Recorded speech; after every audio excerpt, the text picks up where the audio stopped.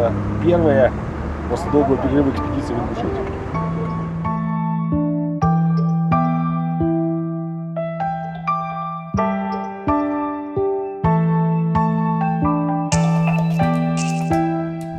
Элиты это... То есть эти тонкие процессы, они исчезают, либо вымываются, либо вот кто-то их начинает делать, кто-то их подбирает и видит, что они здесь брошены.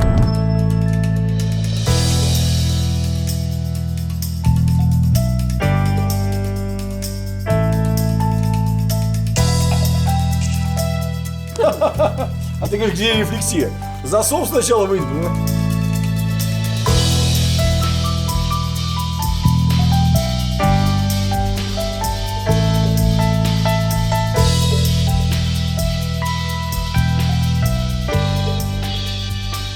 Мне кажется, знаешь, современным градостроителям стоит поучиться у средневековых мастеров ингушских в том плане, как правильно выбиралось, основывалось место для размещения. Но, наверное, это не город, это селение, да, то есть это селение такое, то есть горное селение, вот, потому что соблюдены все базовые правила, там, ландшафт, линии горизонта, доступ к ресурсам, лес, вода, дорога, просматриваемость, несколько точек отхода, естественная защита. И, что интересно, само поселение организовано так, что это не какой-то скучный такой, не знаю, не какая-то скученность такого средневекового города, зажатого там какими-то скалами, а это действительно прям такой протогород, который обладает потенциалом для развития. То есть, если бы ингушей не выселили бы, вполне возможно, что это бы сейчас селение развивалось бы в разные места, ему есть куда развиваться. То есть, думали не только сиюминутными интересами, но и таким пролонгированным стратегированием. То есть, а наши дети будут жить вон на той горе, у них будет своя башня и так далее. Очень любопытно устроена вот эта селитьба внутри самой башни. Вот. Уровни. То, что совпадает с крестьянскими домами многих других территорий, это первый уровень для домашних животных, и тепло от них, и возможность обслуживания. Вот. Любопытно, что башни многофункциональные, вот эта компактность и многофункциональность башен тоже вызывает уважение, потому что мы там и живем, и обороняемся, и, возможно, какие-то еще функции. И сродни средневековому городу это наличие стены, сторожевых башен, то есть каких-то входных моментов с той, кто идет, и мастерских, которые где-то были в пространстве между зданиями, так, чтобы не мешать там шумом, либо каким-то своими техническими моментами. Вообще мне напоминает это средневековый, такой, знаешь, своеобразный, уникальный средневековый город. Вот. Ну и уважение к кладке, камню, вот к этой геометричности. Очень четкая геометричность, вызывающая восхищение. Сейчас, мне кажется, люди, кто восстанавливает при помощи современных нивелиров, и то могут сбиться и накосячить. Потому что древние знали, как держать и своей жизнью рисковали за некачественную постройку. Мне понравилась история ваша про то, что строитель, если падал и кричал, что на голодный желудок его... То есть вот этот профсоюз и защищенность строительных профессий, вот, тоже такое вызывает уважение. Но мне нравится здесь тишина. Вот смотри, вот здесь мы находимся, если помолчать чуть, ну, не слышать шум это. То есть это место, которое для жизни идеально. Нет шума реки, вот, такое защищенность и чувство безопасности, как свое место. То есть отсюда не хочешь уходить. Да, мы даже, знаешь, вот здесь ты находишься в абсолютно защищенности природы. Видишь? То есть они выбрали место, которое тебя скалы, горы обнимают, лес защищает, и тебе не хочется никуда отсюда уйти. То есть, скорее всего, они выбирали так, шли, вот если здесь мне хорошо, надо глядеться, да, мне здесь хорошо, останавливаемся, бросаем камень.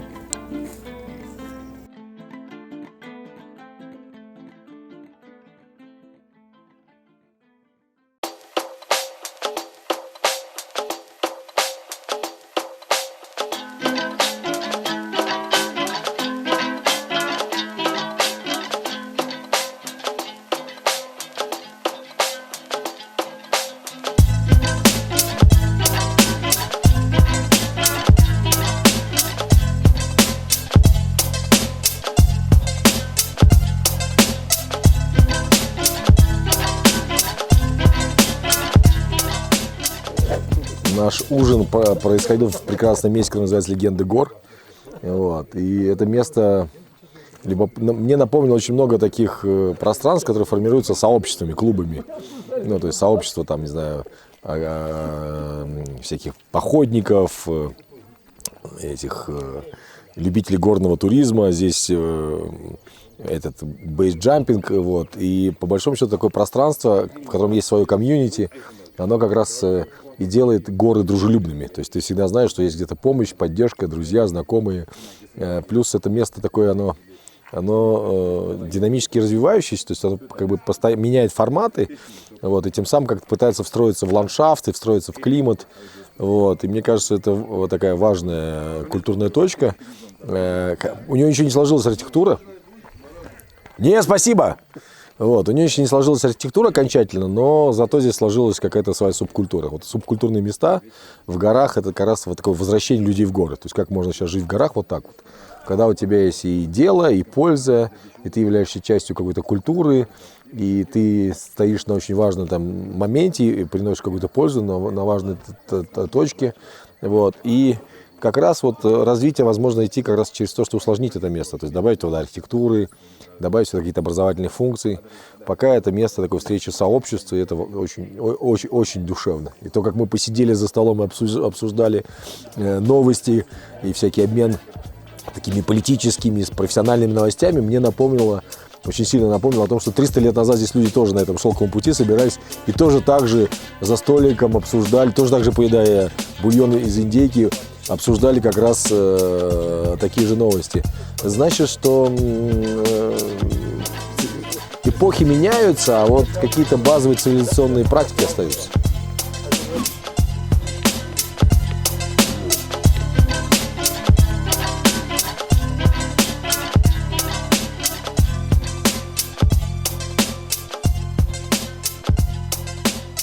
Ну, во-первых, сейчас люди селятся где попало, потому что у них нету вот этой смысловой концепции «зачем?». А здесь мы находимся в месте, в котором селиться было тяжело, но нужно, потому что такой перекресток потоков, перекресток угроз, перекресток возможностей. И община, и как бы тейпы понимали важность этого места, поэтому вот эта цель, смысл предупреждать, либо быть в курсе, либо защищать, она вот заставила человека подняться на скалы и построить там вот эти две замечательных башни. С точки зрения урбанистики непонятно, как там жить, потому что это такое замкнутое пространство, как космический корабль фактически, потому что ты приземлился на чужой планете, кругом среда, выйти тяжело, и у тебя такое замкнутое пространство. И любопытно было бы узнать, как люди там жили с точки зрения вот повседневного быта, как они умывались, как они спали, как они ели. Вот. И как бы вызывает восхищение, удивление. Ну и когда мы сюда подъезжали, я сказал, что мы сейчас при развитии своих технологий так построить не сможем, потому что у нас нет вот этого мотивирующего смысла «зачем?». Вот, а у них был. Вот, поэтому удивление вызывает как раз и восхищение вызывает то, что когда у тебя есть смысл, ты можешь многие трудности преодолеть. Но и чисто архитектурно это очень красиво. То есть человек не стал ломать эти скалы, он просто их усилил и фактически сделал так, что сама функция скалы стала полезной для человека. То есть он занял сложное место и сделал его, приспособил его для своего предназначения. Вот. Если, как говорит Хасан, там был еще мостик между этими башнями, то это действительно был такой... это было уникальное место в плане того, что можно было, не спускаясь на землю, не спускаясь на какую-то в долину, фактически жить как орлы вот этих орлиных гнездах и оттуда смотреть на всех немножко свысока. Мне кажется, люди, которые там жили, они обладают, как бы, им позволительно высокомерие, я бы так сказал.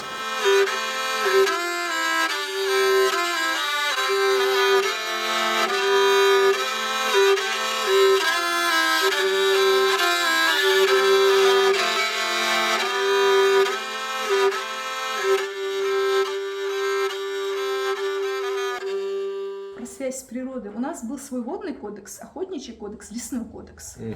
В чем он выражался? Лесной кодекс. Священные рощи были у всех народов Кавказа. Да. И... У удмуртов до сих пор сохранился священные рощи Да. и праздники весенние. Ну, я в детстве помню, как дедушка не разрешал моим дядям носить топор летом в лес. Топор носить мимо даже проходить нельзя было. Он возмущался.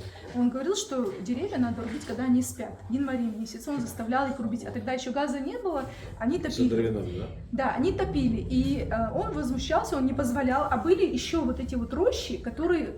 По старой памяти, он сам уже мусульманин, но он так как-то в это не верит, по старой памяти он не позволял туда даже ходить собирать валежник. Вот настолько эти рощи оберегались даже в 80-е, в 90-е годы. И еще такой момент был, на самом деле это очень интересная история, потому что они не позволяли рубить именно ту рощу, которая была ближе всего к селу. То есть им далеко надо было ходить в лес. Она была как своего рода семенной коробочкой. Оттуда семена снова разлетались, снова росли леса. То есть это повальная вырубка была практически невозможна при такой Люди системе. понимали, что не плюй в колодец, из Да, которого... да, это, вот.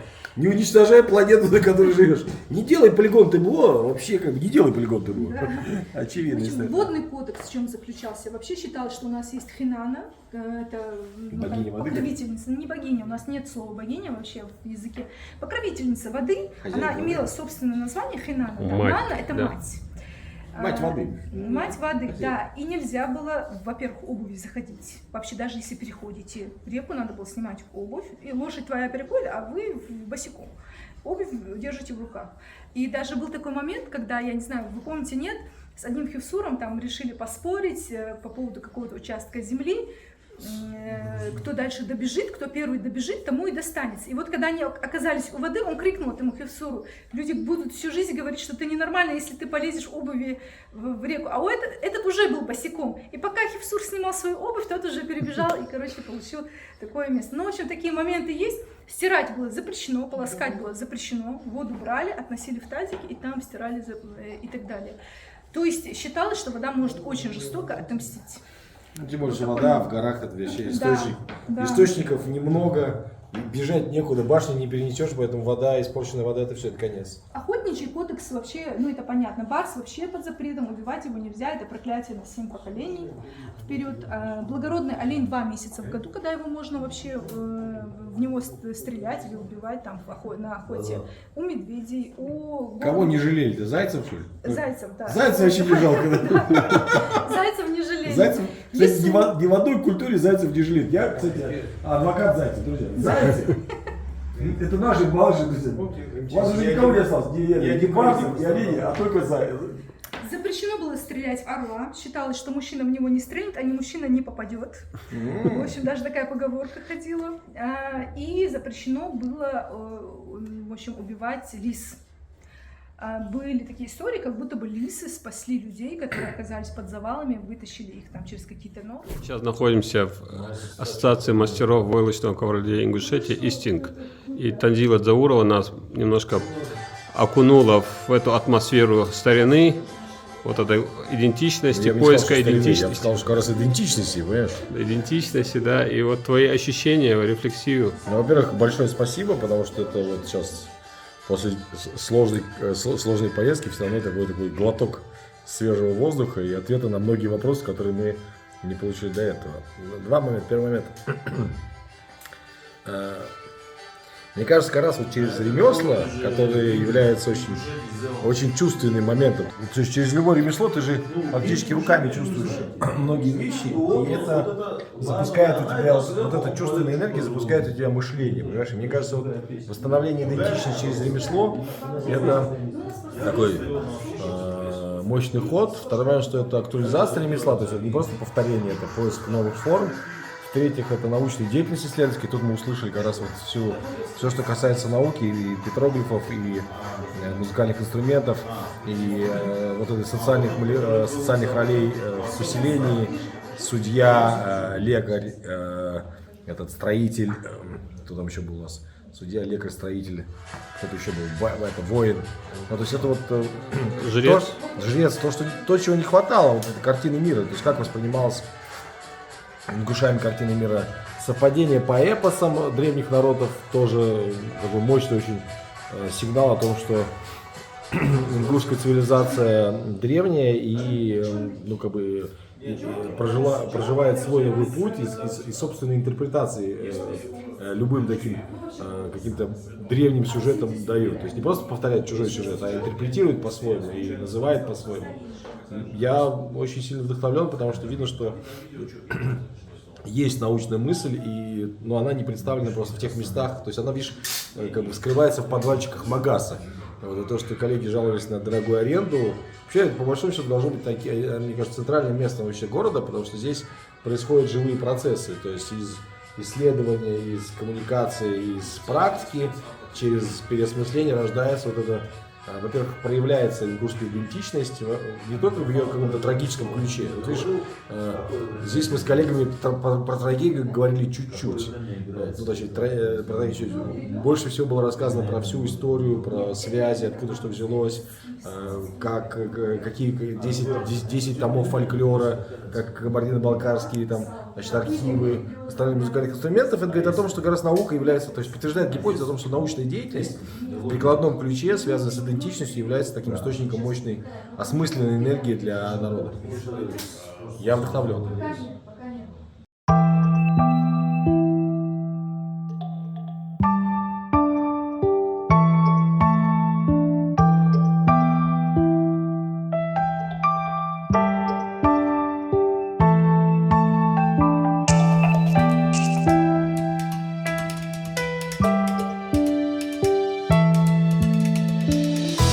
Я хотел бы вам сегодня представить Святослав Муранов. Мы его больше называем как городской философ, потому что, мне кажется, это понятие более такое широкое. Но помимо этого, Святослав является создателем сети центров прикладной урбанистики по всей России и даже за пределами России. Основная деятельность Свята – это переосмысление постсоветского пространства и перезагрузки. Ну, во-первых, это были тяжелые 3 дня. Во-первых, это финал моей командировки. Я уехал 17 мая в Казахстан, и там у меня было 2 города. Школа архитектурного мышления, там школа модераторов для девелоперской компании, мастер-план. То есть я приехал уже в Дагестан, я приехал уже такой подуставший, в Ингушетию уже до последних. Но надо отдать должной программе, что вот этот первый день, и проездка еще раз по территории, и ночевка там вот на вот этом селе, в этом пространстве, и потом проездка по городам, то эта экспедиция, она была очень полезна, потому что, вот, например, какие выводы я для себя сделал. Ингушетия – это цивилизация. То есть у вас есть все признаки цивилизации, то есть там древней цивилизации и так далее.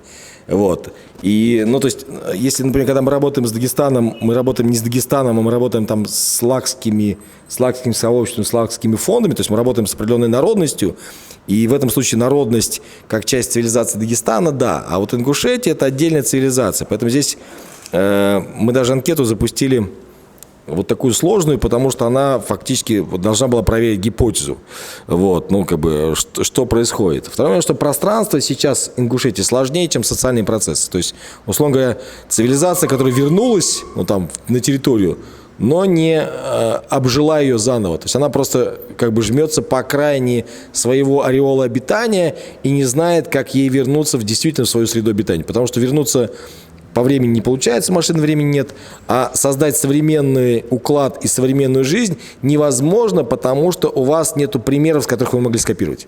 То есть вам нужно будет либо свое создавать, абсолютно все, и уклад, и образ жизни, и архитектуру, а потому что все остальное скопировать, ну, например, тяжело представить девелопмент в горах, ну, как бы глаз дергается сразу, там, как бы, точно не то, там, особенно рядом с тейпами вообще. Но, вот, например, чем хороша сейчас вот мысль, то есть я вчера тоже говорил Хавин в интервью, что не все одинаковые. То есть нельзя говорить, что мы все вот это чувствуем. Все, может быть, что-то прожили, но поколения разные, чувствуют по-разному, глубина разная там, и так далее, так далее. То есть люди разные. Нужно вот это социальное разнообразие изучать. Второе момент, что явно кто-то уже смог эту травму перебороть и двигаться дальше. Архитектура мечети переосмысленно говорит о том, что кто-то, зацепившись за свое ингушское, взял форму и сделал так, потому что он понял, что вот это вот созидание и проброска во времени своей истории является, ну, то есть это вдохновляющим. То есть меня вдохновили 2 момента. Первый момент, конечно, природа, само собой, она тут и без вас хороша. Вот. А второй вот эта мечеть и вот встреча вот с этим дзудзуки, потому что они тоже, если посмотреть на их эмоции, если мы сейчас видели бы этого архитектора, он тоже был бы такой заряженный, нам бы все рассказал про историю Ингушетии, про то, как он переосмыслил. И вот эти дзудзуки тоже, они говорят про творчество, про результаты, про востребованность, что нету этой чесалки, прям так и хочется. Это хороший вызов. С другой стороны, этот характер позволил, возможно, не допустить такой редуцирования, либо разложения ингушского общества. Хотя побочные эффекты, гонка на автомобилях, аварии, наркомания говорят о том, что все равно социальные группы начинают расползаться и кризисы неизбежны. Потому что общество чувствует, если нету новых смыслов. То есть оно чувствует вот этот табуированность тем, отсутствие образа будущего и фактически начинает либо терпеть и просто, поживем, увидим, либо отказываться от вообще существования, типа, все, мне уже ничего не ждет, потому что образа будущего нет. И задача сейчас следующая. Каким образом вот этот предыдущий богатый опыт, сложный, не отрефлексированный до кризисов, до 1944 года, то есть потому что он самый вдохновляющий, вот этот опыт жизни и цивилизации, каким образом опыт травм превратить в образ будущего. Вот какой вызов в основе. Потому что почему мы говорим про сообщество на этом этапе? Потому что будущее думать в одиночку тяжеловато. То есть либо ты какой-то местный гений, который тут для всей цивилизации что-то придумал образ будущего, но тебе все равно должен быть кто-то, кто потом этот образ будущего донесет, расскажет, вдохновится. То есть здесь все равно должна быть социальная система, которая могла бы начать хотя бы формировать запрос на будущее. Вот что формирует сообщество, когда начинает между собой перепыляться? Они формируют запрос на более сложные системы. Как возник городской университет? 2 года просто сообщества терлись друг об друга. Образование, лекции, клубы, экспедиции. Говорит, университет. Все. И вот этот момент, он очень, конечно, будущего нету в Ингушетии. Сейчас не чувствуется в пространстве. Чувствуется вот эта застывшая ситуация. Вот. И, на мой взгляд, конечно же, если начинать с музеев, то надо начинать с музея травм, который отрабатывал, с музея психологического музея, то есть восстановления цивилизации после полученных травм, и музея будущего, то есть, или центр будущего. То есть сразу же эти травмы конвертировать, как сделать так, чтобы потом это не становилось травмой в будущем, либо мы из этих травм извлекли опыт. Потому что у ингушей есть то, что нет у других. У вас есть опыт перемещения через разные континенты и сохранения своей цивилизации. Понимаешь? То есть вы могли бы учить другие цивилизации экспортировать опыт выживания, восстановления после серьезных национальных травм. Это уникальный опыт, потому что это в плоскости социокультурных, психологических, мировоззренческих компетенций. То есть это не про экономику, это про более серьезные вещи. Как-то так. И, конечно, было спасибо, потому что вот эта неторопливость ингушей, и она, и какая-то медлительность, она на самом деле меня лично погрузила вот в эту социальную среду такую, которая абсолютно вписана в ландшафте. Потому что мы испытали в горах? Мы испытали в горах вот этот баланс, то есть никуда не хочется. Я нахожусь в месте, где все хорошо, то есть отсюда никуда не хочется. Когда ты возвращаешься в магаз, то ты чувствуешь себя как какой-то не в родной среде, даже там стоит эта башня, она там стоит как не пришей башня рукав, понимаешь? То есть она там... Потому что башня должна стоять с видом, а вида нет, понимаешь, около башни должна быть все-таки место жизни, то есть вот такие моменты. Вот, точно, на мой взгляд, очень хороший социальный капитал, потому что я вчера видел молодых кинорежиссеров, девчонки, которые отучились на курсах, кинодокументалистов, хотят снимать кино. Мы видели вот этих молодых, не молодых, этих мастеров, ученых. То есть социальные группы, люди, человеческий капитал качественный. Но механизмы интеграции, сборки сообществ, продюсерских центров, рабочих групп нету. То есть гуманитарных технологий нет. Либо они упираются в то, что старшее поколение начинает, встречаясь с молодым поколением, например, напоминать про травмы, но не разговаривать про будущее. И, соответственно, идет такое расслоение. То есть все начинают друг от друга защищаться. Поэтому нужны пространства, где начнется вот эта история с рефлексией. И запустить процесс рефлексии можно только примером. То есть создавая первые проекты, в которых люди будут рефлексировать, и хотя бы часть этой рефлексии будет выходить в публичное пространство, чтобы это запустилось как вирусная история. Спасибо.